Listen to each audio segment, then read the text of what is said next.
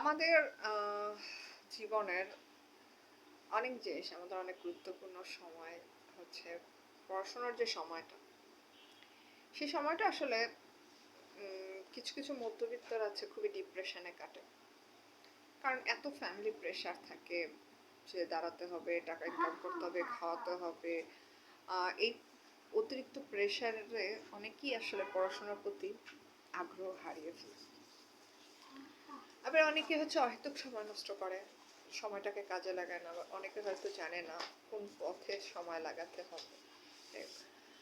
আমাদের দেশে আসলে এডুকেশন নিয়ে অনেক কিছু করা উচিত, এবং আমাদের দেশে আসলে সমস্যার শেষ নেই। দ্রব্যমূল্য বৃদ্ধি, তার উপরে হচ্ছে এডুকেশনের সেক্টরে আনএমপ্লয়মেন্ট অনেক বেশি, এবং আমাদের দেশের যারা প্রধান আছেন, আপনাদের কাছে আশা করি আমাদেরকে শুধু সার্টিফিকেট দেন না, আমাদেরকে আমাদের মেধা মানে যে খাটাবো ওই জায়গাটা একটা সেক্টর দিয়ে দেন। দেখেন কত শত বেকার পড়াশোনা করে বসে আছে। এই যে যখন পড়াশোনা করে তখন নিশ্চয়ই একটা হোপ নিয়ে তারা পড়াশোনা করে, কিন্তু যখন এই হোপটা থাকে না, তখন কি আসলে সে ডিপ্রেশনে চলে যায় না? এবং তখনই কি মানুষগুলো খারাপ কাজ করে না? এবং তখনই কি মানুষগুলো তার ট্র্যাক থেকে অন্য ট্র্যাকে চলে যায় না?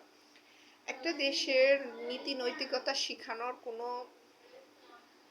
বিকল্প নাই। ছোট থেকেই যেমন জাপানে স্কুলে নীতি নৈতিকতা শেখায়, আমাদের দেশের স্কুলেও তাই শুরু করা উচিত, এবং আমাদের দেশে আরো কর্মক্ষেত্র বাড়ানো উচিত। যদি দেশে অন্য দেশের নাগরিক এসে জব করে, তাহলে তাদেরকে তাদের দেশে সসম্মানে ফেরত দেওয়া উচিত। সেখানে অন্তত নিজের দেশের মানুষকে রাখেন, আপনারা মনিটর করেন। আপনারা যোগ্য মানুষ যদি যোগ্য জায়গায় বসান, তাহলে আমার মনে হয় ডেফিনেটলি সে দিতে পারবে। কিন্তু আনফর্চুনেটলি ম্যাক্সিমাম জবে হয় কি, আপনার পরিচিত মানুষ নেন, আপনার ফ্যামিলি মানুষ নেন। যেমন আমি অনেক জায়গায় স্কুলে জবে মানে পিছিয়ে চলে গেছি, কারণ হচ্ছে আমি তার ভাগ্নি না, বা আমি তার মেয়ে না, বা এরকম। তো এরকম যদি আপনি একটা স্কুলে আপনি আপনার সব পরিচিত সব মানুষ নিয়ে সেখানে করেন, সেখানে মেধার ঘাটতি হবে।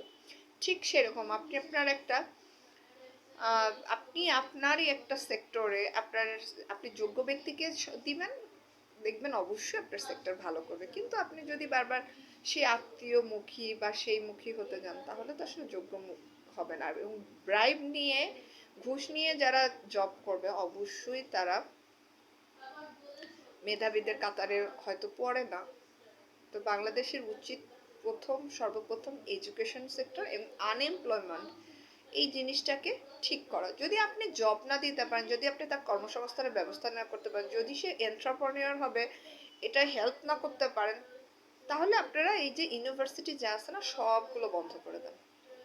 কারণ দরকার নাই এই সার্টিফিকেট সেলিং করা আর স্টুডেন্টের নামের একটা হচ্ছে প্রতিষ্ঠান খোলা, যদি তাদেরকে কোনো ব্যবস্থা করে দিতে না পারেন।